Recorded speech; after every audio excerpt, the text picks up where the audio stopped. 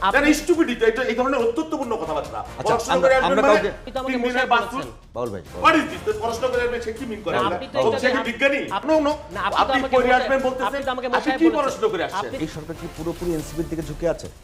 আচ্ছা, তার এবং আগে আমি আরেকটা একটা জিনিস বিষয়। বলি। জি বলেন। আদর্শিকভাবে আপনাদের সঙ্গে বিএনপির নৈকট্য আছে, আচ্ছা, তার আগে বলি যে বিরোধটা কোথায়? রাজনীতিকে যদি আপনি চালাকিতে পর্যবেসিত করেন তাহলে যা হয় সেগুলো হচ্ছে আমার প্রিয় ভাইয়ের কথার মধ্যে আমি এগুলো পেলাম। আমরা তো একবারও বলি নাই যে এই সরকার নির্বাচিত সরকার, কিন্তু আপনি এই সরকারকে অনির্বাচিত সরকার এই ভারতের ভাষায় কথা বলেন কেন?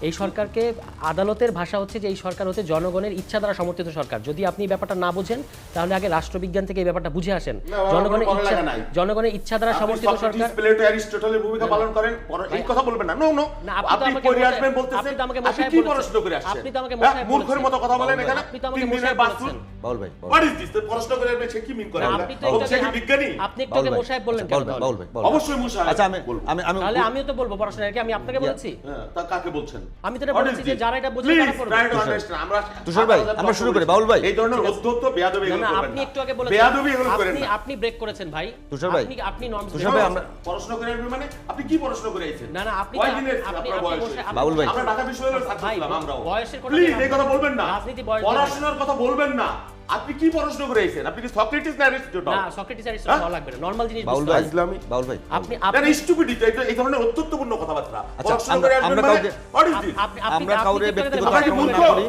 আপনি মশাই বলবেন কেন? আমার একটা আমার তো একটা এটা পলিটিক্যাল ল্যাঙ্গুয়েজ। আমার প্রশ্ন করে আসবেন, এটা কোনো পলিটিক্যাল ল্যাঙ্গুয়েজ এটা আমি বলছি যারা এটা বুঝে না তাদেরকে এটা নিয়ে পড়তে হবে। আচ্ছা, এইটুকুই বলেছি। তুষার ভাই, যারা আচ্ছা, বুঝে নাকি এখানে আলোচনা রাষ্ট্রচিন্তা- হচ্ছে ভাই, আমরা- আমরা রাষ্ট্রচিন্তা আমরা এখানে সহ- আমরা বলি যে আমি আবারও বলছি যে বিএনপি এবং এনসিপি, আমি আবারও বলছি যে আমি চাই যে বাংলাদেশে একটি রাজনৈতিক দলকে আরেকটি রাজনৈতিক দল অন্তপক্ষে প্রশ্ন করার মতো অবস্থায় থাকুক এবং তাদেরকে খামোশ বলার অবস্থায় থাকুক।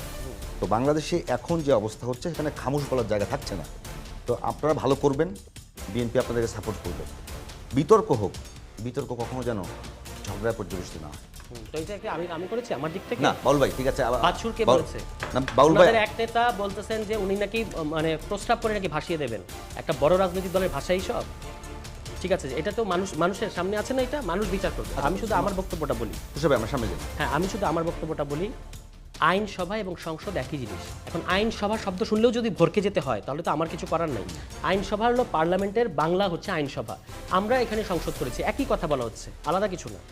রাষ্ট্রচিন্তা কিংবা এই ধরনের ছোট ছোট গ্রুপকে এখন অবজ্ঞা করে উড়িয়ে দেওয়া যেতে পারে, কিন্তু গত আওয়ামী লীগ আমলে এই যে সংবিধান সংস্কার, রাষ্ট্র কাঠামো সংস্কার, এগুলো নিয়ে তারাই সবচেয়ে ইন্টেন্সিভলি আলোচনা করেছে।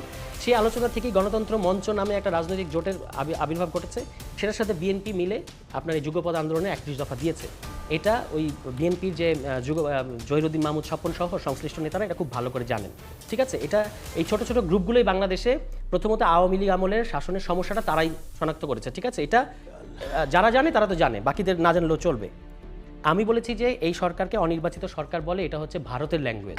অনির্বাচিত সরকার আমরা বাংলাদেশে কোনটাকে বলি? যেটা হচ্ছে অবৈধ সরকার, মানে ফোর্সফুলি পাওয়ার টেক ওভার করেছে, এই ধরনের সরকারকে বাংলাদেশে অনির্বাচিত সরকার বলা হয়, যেমন ১/১১ সরকার। ঠিক আছে, এই সরকার সেরকম না। এই সরকারের ব্যাপারে আদালতের রায় হচ্ছে, মানে আদেশ দিয়েছে আদালত যে এই সরকার সংবিধানের 106। এই সরকারের বিরুদ্ধে কিন্তু অভিযোগ আছে। এই সরকার অভিযোগ কেন থাকবে না? অনেক উপদেষ্টা বা অভিযোগ- ভারতের সমর্থিত অভিযোগ, আচ্ছা অভিযোগ করেন আপনি, অভিযোগ তো আমাদেরও আছে, আমরা সমালোচনা করছি না এই সরকারের, কিন্তু আমরা বলছি যে এই সরকারকে অনির্বাচিত সরকার বলবেন আপনি, তথা অবৈধ সরকার বলবেন, এটা তো ভারতের ল্যাঙ্গুয়েজ।